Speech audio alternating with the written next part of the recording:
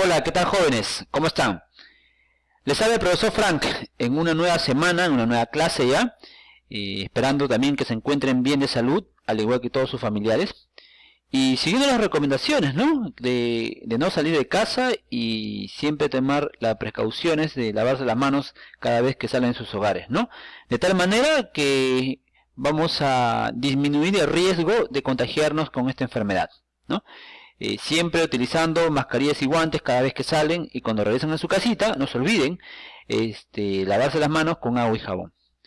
El día de hoy vamos a desarrollar o vamos a culminar ya con el capítulo de biología celular. Hablaremos ahora de la célula eucariótica, ¿no? Vamos a empezar entonces la clase conversando un poco sobre la célula eucariótica. Como lo había mencionado, jóvenes, las células se clasifican en dos grupos, ¿no? Las células procarióticas y las células eucarióticas, ¿no? Habíamos mencionado que las células procarióticas carecían o no presentaban envoltura nuclear alrededor de su material genético llamado ADN, ¿no?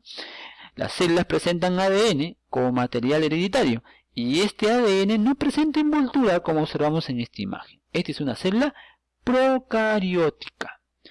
En cambio, las células eucarióticas presentan un ADN con su envoltura nuclear. Por eso se dice que estas células presentan núcleo.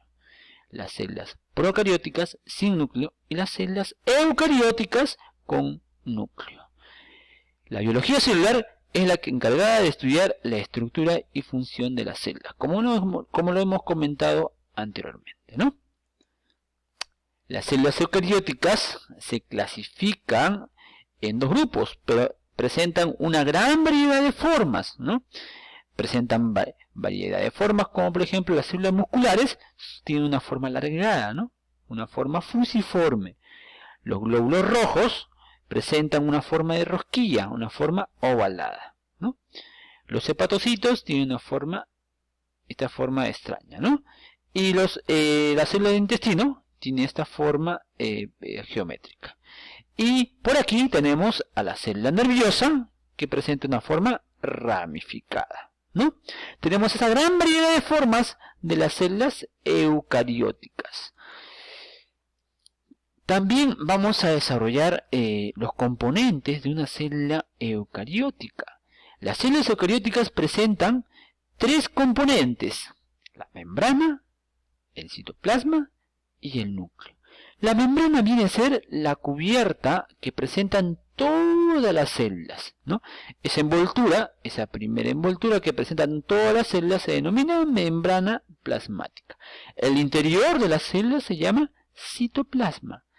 Y en la parte donde se almacena el ADN, donde se encuentra el ADN, se denomina núcleo, ¿no? Membrana plasmática, citoplasma y núcleo. Son los tres componentes de una célula eucariótica, jóvenes. Vamos a hablar primero de la membrana celular. Todas las células eucarióticas presentan una envoltura llamada membrana celular. Justamente estamos observando aquí nuestra membrana celular de las células, ¿no? La membrana celular. ¿Cómo es la membrana celular, profesor? La membrana celular está conformada de dos tipos de moléculas: los lípidos, que está de color anaranjado, y las proteínas, que están de color morado, ¿no? Lípidos y proteínas.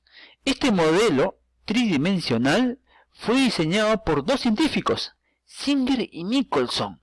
Estos dos científicos desarrollaron su modelo de la bicapa lipídica. Singer y Nicholson, no se olviden, Singer y Nicholson son los que desarrollaron este modelo original de la membrana celular. Les comento un poco.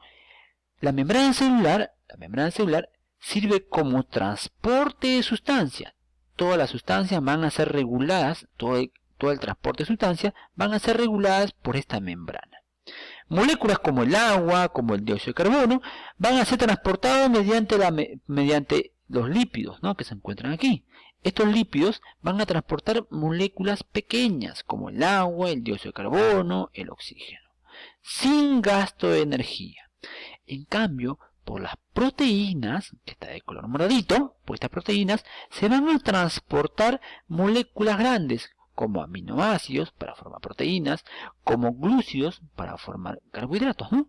Esas moléculas mucho más grandes se van a ser transportadas por las proteínas, pero con gasto de energía, ¿no? Con gasto de energía. A ver, profesor, a ver si comprendí. Por la membrana celular, que está conformada de lípidos, se va a transportar sustancias pequeñas como el agua y el dióxido de carbono. No hay gasto de energía. Y por las proteínas se va a transportar moléculas mucho más grandes, pero con gasto de energía, ¿no? Se ha determinado, o se ha denominado, cuando se transporta agua por la membrana, se denomina ósmosis. Entonces la ósmosis es un proceso donde se transporta agua. Cuando no se gasta energía, se denomina difusión, ¿no? Entonces el agua, el dióxido de carbono, el oxígeno, se transporta por difusión. Van a haber moléculas también que se van a transportar con ayuda de otras moléculas, ¿no? Sin gasto de energía, se denomina difusión facilitada, ¿no? Si le preguntan, por ejemplo, en la práctica, le dicen, la ósmosis, ¿qué tipo de transporte es? ¿Con gasto o sin gasto de energía? Ósmosis, sin gasto de energía. Difusión, sin gasto de energía, ¿no? Entonces, todas esas cosas tenemos que recordar cuando ya se está explicado en la teoría, ¿no? Ahora, otro detalle importante es que en la membrana, en los lípidos y en las proteínas, se va a incorporar glúcidos. Esto de color verdecito son los glúcidos. Los glúcidos se incorporan a los lípidos, y también se incorporan a las proteínas. ¿Cómo se denominan, profesor? Se denominan glucolípidos, porque al lípido se le incorpora un glúcido. Y a las proteínas se denominan glicoproteínas. Entonces, estas moléculas de aquí van a servir como antena o como radares para detectar moléculas extrañas. Esas moléculas extrañas, como un virus, como una bacteria, como una sustancia tóxica, van a ser identificadas como sustancias extrañas. ¿Cómo lo identifican? Mediante estos glúcidos. ¿Cómo se denominan a estas moléculas? Tienen un nombre especial, ¿no? Tanto los glucolípidos como las glicoproteínas tienen un nombre especial cuando están incorporadas por glúcidos. Se denomina, ¿sabe cómo? Glucocálix. El glucocálix. Hay otra envoltura que se encuentran en ciertos organismos. Esta envoltura se denomina pared celular. Es una segunda envoltura. Solamente se encuentran en las plantas jóvenes. Esta segunda envoltura llamada pared celular se encuentra en las plantas y en los hongos.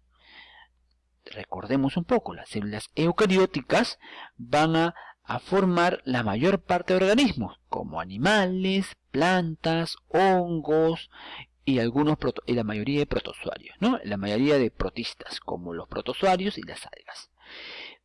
Pero solamente van a haber organismos como las plantas y los hongos y algunas algas que presentan pared celular. Pero vamos a hablar de la pared celular de las plantas. Aquí tenemos una célula y aquí tenemos otras células jóvenes. Miren, son dos células, una y otra célula. Profesor, ¿qué va a pasar acá, profesor? ¿Qué va a explicar? Te comento, a ver. Estas dos células vegetales, presentan una segunda envoltura llamada pared celular. Miren acá, la pared celular. Y lo de abajo, profesor, esta es la membrana. Membrana y aquí está la pared celular de esta célula. Y por acá, ¿qué tenemos? La membrana y la pared celular. Estas células vegetales presentan pared celular. Pero te comento, a ver algo. Cuando las células vegetales están en su etapa juvenil, forman una pared delgadita. ¿Saben cómo se llama esa pared delgadita? Se denomina pared primaria. Pero ya cuando esta célula empieza a envejecer, ¿no? Y es una célula adulta, que está envejeciendo, se forma una segunda pared. Se denomina pared secundaria. Pared secundaria. Entonces la pared primaria y la pared secundaria se van a formar en la pared celular, ¿no? Ahora, otro detalle importante, jóvenes, es que la pared primaria está conformada de una molécula llamada hemicelulosa. En cambio, la pared secundaria está formada de celulosa. Si me preguntan por ahí, ¿la pared celular de qué está conformada? Principalmente, en su mayoría, ¿de qué? De celulosa. celulosa, porque la pared secundaria es gruesa, ¿no? Celulosa, no se olviden eso. También las células vegetales se unen por medio de su pared por una lámina media, ¿no? Esta lámina media sirve de unión a las paredes celulares, ¿no? Entonces, ¿dónde se encuentran?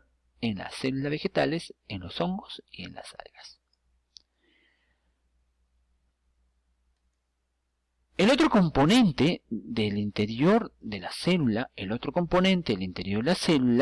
se denomina citoplasma, ¿no? En el citoplasma, ¿qué tenemos, profesor? Vamos a tener una parte líquida. Esa parte líquida que se encuentra en el citoplasma se denomina matriz citoplasmática. La matriz citoplasmática es la parte líquida del interior del citoplasma, ¿no? El citoplasma, por ejemplo, está conformado de una parte líquida llamada matriz citoplasmática, y por ahí circulan sustancias, ¿no? Una gran cantidad de sustancias. Está conformada principalmente por agua, ¿no? Por eso dice que es una parte acuosa, ¿no? La matriz citoplasmática es una parte acuosa, ¿no? Entonces, ¿cómo se llama? ¿Cómo se denomina? Se denomina matriz citoplasmática, la parte acuosa, ¿no? Esa parte acuosa está conformada principalmente por agua, ¿no? Por agua común. Agua, y hay sustancias disueltas, por ejemplo, como sales minerales, tenemos aminoácidos, tenemos glúcidos, lípidos, una serie de sustancias disueltas, ¿no? Pero conformado principalmente por agua, ¿no? También le llaman citosol, ¿no? Citosol, ¿ya? Ahora, otro detalle importante es que en el citoplasma hay un conjunto de tubitos proteicos. Estos tubitos proteicos pueden ser huecos o macizos. Si son huecos, ¿no? Como el de acá, largos y huecos, se llaman microtúbulos. Si son macizos, se denominan microfilamentos, como el de acá, este de aquí, por ejemplo, en el color marroncito es el microfilamento, y el de color moradito, este de acá, es el microtúbulo. Y esta parte de acá, de color en un color anaranjado, rosadito, ¿no? O moradito casi, es el filamento intermedio. Todos estos microtúbulos, todos estos túbulos, ¿no? Proteicos, conforman al citoesqueleto. Su función es desarrollar el soporte de la célula, dar forma y soporte a la célula. También permite que se circulen sustancias en la matriz citoplasmática, ¿no? Que estas sustancias disueltas, ¿no? En la matriz citoplasmática se puedan circular con el movimiento de estos túbulos, ¿no? Estos tubitos. Está formado estos tubitos por una serie de moléculas, ¿no? Como la tubulina, la queratina, ¿no? Esas proteínas conforman a estas moléculas. El otro componente del citoplasma son las organelas citoplasmáticas, ¿no? Las organelas citoplasmáticas. Hablamos de tres grupos, ¿no? El sistema de endomembranas, el sistema vacuolar y las organelas citoplasmáticas, principalmente conformadas por las organelas citoplasmáticas. Empezaremos a hablar del sistema de endomembranas. Aquí tenemos, por ejemplo, una célula, donde estamos hablando de color amarillo, el sistema de endomembranas. ¿De dónde nace? Nace del núcleo, miren. Este es el núcleo, miren, esta es una célula vegetal, o una célula en general, ¿no? Es una célula, y aquí está su núcleo, y de aquí de color amarillito sale el retículo endoplasmático. Aquí tenemos una imagen mucho más clara de un retículo endoplasmático, ¿no? Este es el retículo endoplasmático, jóvenes. Miren, el retículo endoplasmático. Y aquí esta es una imagen más o menos real de lo que es el retículo endoplasmático en una célula, ¿no? Esta es una imagen real, ¿no? Pero esto de aquí es más que todo para que ustedes observen de una forma mucho más atractiva, ¿no? Entonces, este retículo endoplasmático es de dos tipos, ¿no? Un retículo endoplasmático que presenta unos puntitos. Esos puntitos son los ribosomas. Y la función de este retículo endoplasmático que presenta ribosomas, su función es formar proteínas. En cambio, el retículo endoplasmático que no tiene ribosomas, ¿no? Su función es formar lípidos. Entonces, este retículo endoplasmático que tiene ribosomas se denomina retículo endoplasmático rugoso. Y el que no tiene ribosomas se denomina retículo endoplasmático liso. La función del retículo endoplasmático es, de rugoso es formar proteínas y de liso es formar lípidos. En cuanto al retículo endoplasmático, el retículo endoplasmático como sistema de endomembranas. Por otro lado tenemos aquí al aparato de Golgi. El aparato de Golgi, que se encuentra separado ya, es también un conjunto de membranas, que es el de acá, es un conjunto de membranas,